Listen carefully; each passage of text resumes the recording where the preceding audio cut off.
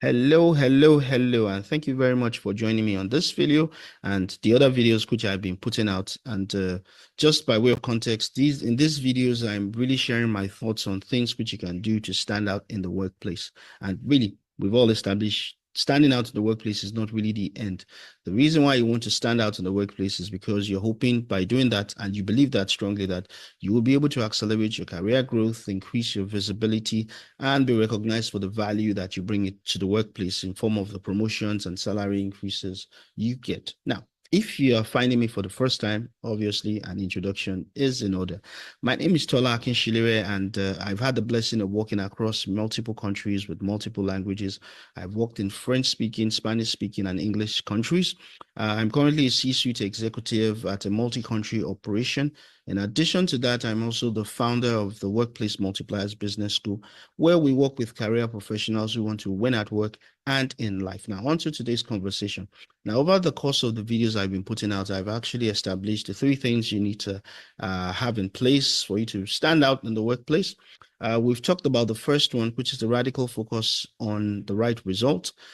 Today, I'm going to start the conversation on the second thing, which is delivering the right result with service excellence. Now, what you always have to remember here is this: irrespective of how well the results that you deliver, service is what elevates whatever experience that you give to the people that work with you or receive whatever results that you give to them. And service is measured in terms of the value that you provide to them. And the way in which I define service value is I define it along three tiers. And the three tiers, each one of them have different understanding. So number one, there's the functional value that you provide. Number two, there's the emotional value you provide. And then number three, there's the transcendent value. Now, the functional value is basically you delivering the right results. Simple, plain, and clear.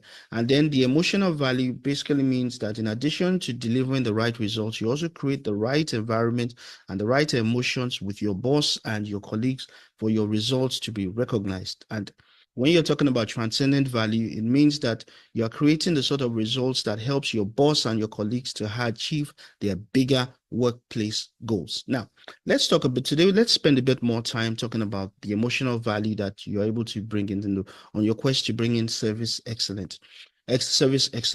Now, you have to realize is that I'm sure you're familiar with this phrase when they say it's not what you do, it's how you make people feel that really matters. No matter how good you are on the work, no matter how good your results are, if your results and your perception of your results does not sit well with either your boss or the people that you work with, you may just find out that you're not getting recognized for the right results that you are delivering. And it can even affect even how your work approaches. I remember there was a conversation which I had with one of my clients a while back. We were trying to talk about ways in which he could improve his productivity and some of the challenges which he was having at work. And one of the things which we felt at that point in time that he needed to start working with in terms of an approach in the workplace was for him to start exploring possibilities of working from home. Now, when I made that suggestion to him, he told me that, oh, I've already made that I've already made that appeal to my supervisor. And so I said, so what did the supervisor said? Immediately, he told me how the supervisor responded. I immediately told him, I was like, your supervisor is a baby boomer. He was like, yeah, right.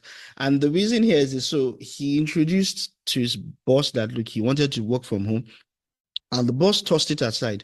And I could, from the response the boss gave, I could see that, look, there were a couple of things that were at the back of his mind. Number one, he doesn't feel he works with the premise that, look, presence is productivity, that you have to be physically present. I have to see you for me to actually believe that you are productive.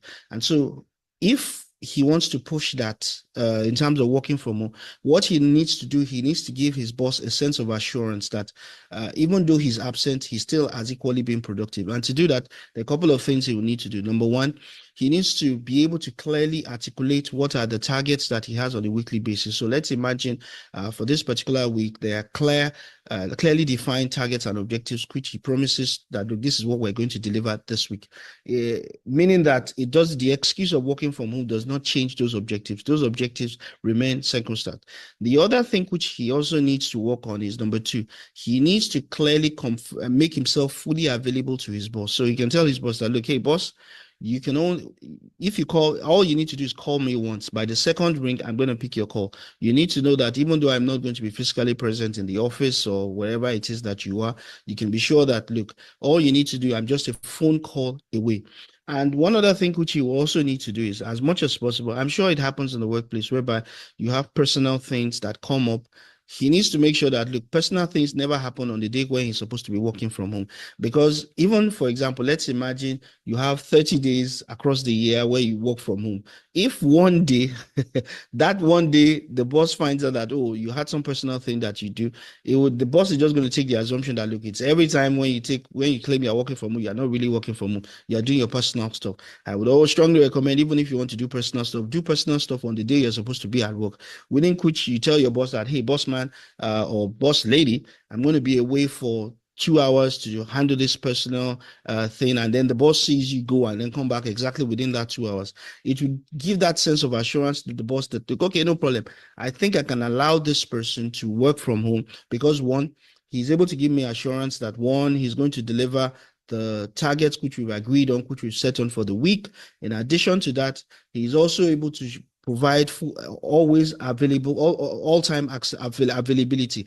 All I have to do is call him, and I know that he's going to pick up my call. It's not going to be a case of I'm going to call him like 3 times and he's not available. So those are some of the ways in which I've just used this sort of example in terms of how you sort of address the emotional value that you can provide to your boss. And look, this happens in different ways. There are different ways. You just need to know what are the considerations that your boss or supervisor is having at that particular point in time, which is overclouding whatever functional value in terms of the type of results that you are delivering.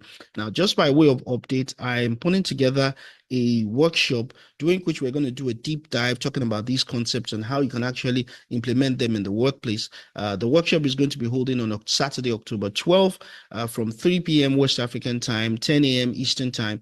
And it's a 3-hour workshop. So it's a 3-hour workshop because we're going to do a deep dive and move you to implementation so that when you show up on Monday, you're straight into implementation phase. And over the next couple of weeks, we can actually see the transformation in terms of the results you're delivering in the workplace and the perception that people have about the results that you are delivering in the workplace. I'm going to leave all the information about the training. I'm going to leave it in the comment section so you can just find a way of joining, signing up. I really look forward to you being part of this training. Once again, thank you very much for joining me on this video. And I really, really look forward to seeing you on the inside. I want to wish you a great day. Thank you very much.